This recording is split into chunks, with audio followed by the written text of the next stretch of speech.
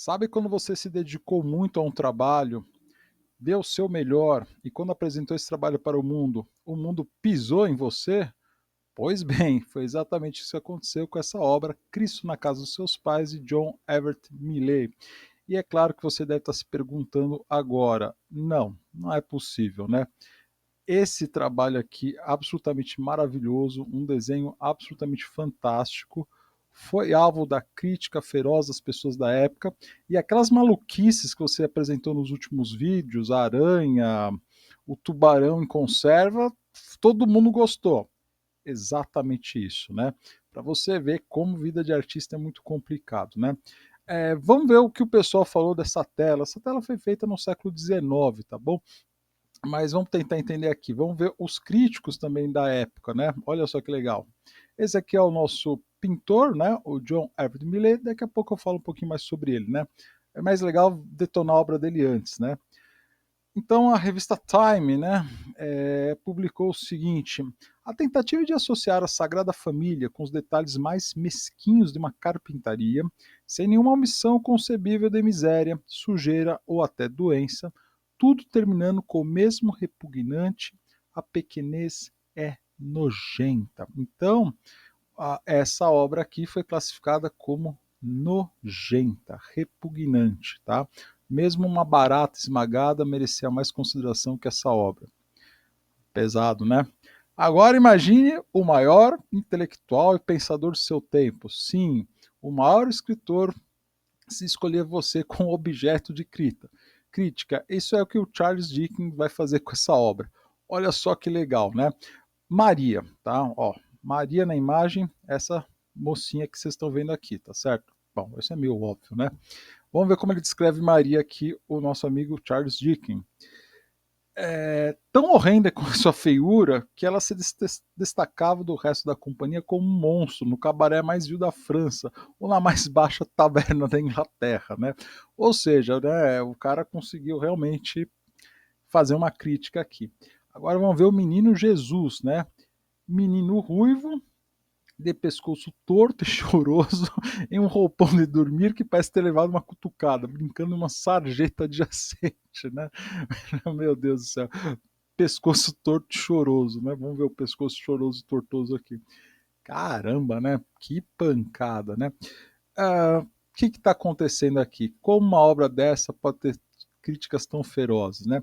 Bom, mais uma vez temos que entender um pouquinho o contexto da época, né? O nosso autor aqui, ele pode ser considerado um dos precursores da arte moderna, né, de modo geral. O título arte moderna é um rótulo bastante vago, para falar a verdade. A gente começa a identificar que é uma ruptura da tradição artística, pelo menos desde o Renascimento, a partir do século XIX. Isso é manifestado em vários países diferentes, sob diferentes nomes, né? Então, o caso mais famoso é o impressionismo, né, na França, mas a Inglaterra também tem um movimento muito importante, né? Nós temos artistas como Turner, né, William Turner, que é fundamental, mas você vai ter essa geração de artistas que vão ser chamados de pré-rafaelitas, né? São, na verdade, alguns artistas que estavam se reunindo e eles parecem defender o seguinte ideal, né? Parecem não, eles defendiam esse ideal, né? Que a arte até Rafael era mais interessante, era mais viva, mais, como posso dizer, ela não estava presa a certas amarras. Essas amarras vão ser construídas pelos chamados rafaelitas, os seguidores de Rafael.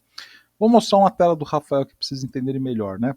O Rafael Sanzio aqui, que vocês estão vendo, bom, ele é o Renascimento em pessoa, né? Ele é o auge do Renascimento, até mais que Da Vinci e o próprio Michelangelo, né? Porque nele tudo é perfeito, a composição é perfeita, a anatomia, paisagem, cor. É difícil você imaginar algo tão certinho quanto Rafael. E é claro que Rafael é o grande modelo, né, a qual todos seguem, especialmente os artistas neoclássicos, os artistas que vão seguir. E até hoje, se você quiser aprender a pintar, a desenhar, o Rafael é uma referência incontornável, você tem que passar por ele. Porém, ao mesmo tempo que Rafael deu a base da arte ocidental para os próximos séculos, os chamados pré-rafaelistas sentiam que a arte estava presa aos padrões que ele criou. Eles estavam se referindo principalmente à arte anterior a Rafael, especialmente o gótico internacional, como é o caso do Gentili e Fabriano aqui, né? Como vocês podem ver, é uma arte parecida muito mais viva, muito mais clara, muito mais cheia de luz, cheia de personagens, e especialmente cheia de simbolismo, né? Enquanto no Rafael tudo é mais contido, muito mais bom gosto, aqui os caras simplesmente jogam na nossa cara inúmeras referências das mais variadas possíveis, né? Esses artistas pré-rafaelitas, né, eles adoravam, por exemplo, todo aquele simbolismo medieval, né? Embora eles não fizessem a arte medieval em si, eu flertasse um pouco com isso, a temática medieval para eles era muito importante, os textos de Shakespeare, poetas como Keats, entre outros, né? As técnicas que eles usavam, eles tinham um técnico muito interessante para criar inclusive esse brilho. É um pouco mais técnico para explicar isso, mas enfim, eles conseguiam essa luminosidade na obra que às vezes as pessoas não gostavam tanto, né? Eles odiavam o claro escuro, né? Dos artistas, especialmente depois do Barroco e por aí vai, né? É, então o que que acontece? Esse movimento pré-rafaelita vai se ligar depois a um outro movimento chamado Arts and Crafts, que vai justamente criticar esse mundo industrial, né? Então essas artes que eles faziam buscavam, por exemplo, assim como o gótico internacional, se dedicar a cada detalhe, né? Percebam então nessa obra Ofélia aqui, onde basicamente cada grama, flor que vocês possam imaginar é profundamente detalhado. Vejam a roupa aqui da moça, o nível de detalhe que se encontra, né? Os vitrais, enfim, pessoal, são obras realmente espetaculares do ponto de vista técnico. Tudo é um primor técnico. E não era isso que as pessoas na época queriam, né? Isso chocava as pessoas da época, né? Então, veja então como a crítica feroz, a reação negativa de uma certa época pode levar a erros de julgamento gigantescos, né? Porque, claro, esses artistas pré-rafaelitas, como o Millet aqui, são absolutamente brilhantes, né? Vamos ver aqui a obra, vamos fazer uma análise aqui da obra legalzinha aqui, né? Então, o que, que a gente está vendo aqui, né? Então, é uma cena, obviamente, de Cristo na casa dos seus pais, que no caso era um carpinteiro, né? A obra está cheia de simbolismo para todos os lados, né? Então vamos começar com algumas coisas que chocaram as pessoas da época, né? Então nós temos aqui São José, né? José aparece então como um trabalhador humilde e os braços estão expostos, esses braços cheios de veias, né?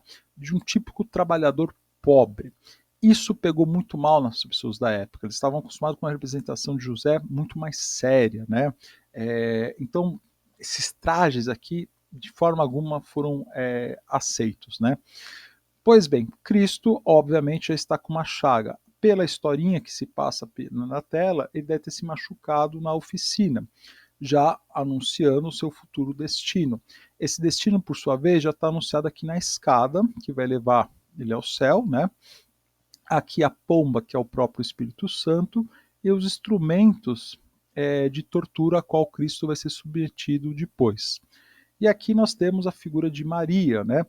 Aqui tem um truquezinho nessa tela que é absolutamente interessante, né? Na arte medieval, e se vocês forem ver na arte mais antiga, né, da Mesopotâmia, vejam o estandarte de Ur que eu analisei, existia uma coisa chamada perspectiva hierárquica, ou seja, né, o personagem mais importante tinha que parecer maior do que outros.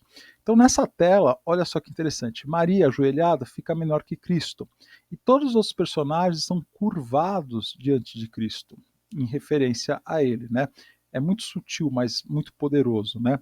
Aqui nós estamos vendo Santana, pronta para tirar o prego, né, o machucado dele, indicando depois da cruz, não sei te dizer agora.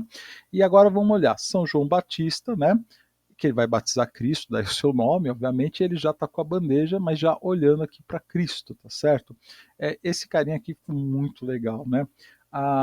Pouca gente também nota, né, a ideia de Jesus ser um pai ser carpinteiro e ele morrer na cruz, que é feito de madeira.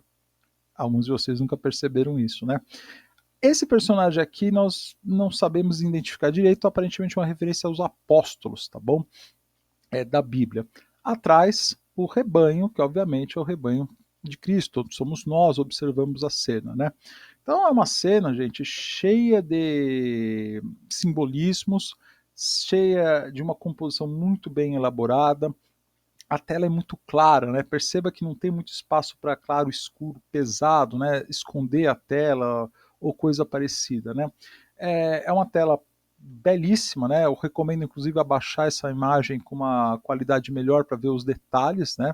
Aí dá para ver toda a técnica desse brilhante artista aqui, né? Pois bem, né? Então aqui fica para a conclusão desse vídeo, né? O quanto, né, a crítica artística ou os nossos julgamentos podem ser falsos, né? Por mais que para nós isso aqui não pareça grotesco e de forma alguma, pelo menos eu nunca conheci uma pessoa que achou que isso é uma arte grotesca, né? Pareceu grotesco para as pessoas da época, né? Então talvez a gente tenha que tomar um pouco de cuidado à hora de julgar as coisas, as propostas dos artistas, né? Em não cometer, eu não digo erro, porque a opinião dessas pessoas é completamente válida. Quem sou eu aqui para criticar um Charles Dickens, né? Talvez o maior escritor inglês do século XIX, mas o ponto é, né? Às vezes a opinião da maioria está completamente errada, né? O, o nosso amigo John Everett Millett teve uma grande carreira, né? Vocês podem ver inúmeros outros trabalhos dele na internet, né? Eu deixei aqui alguns para vocês. E, enfim, também siga suas convicções, né? Um artista deve seguir elas, apesar de tudo, apesar de todos. Beleza? É isso aí, né? Então deixa eu ver se eu acho o botão aqui. Aqui, achei. Agora dessa vez foi.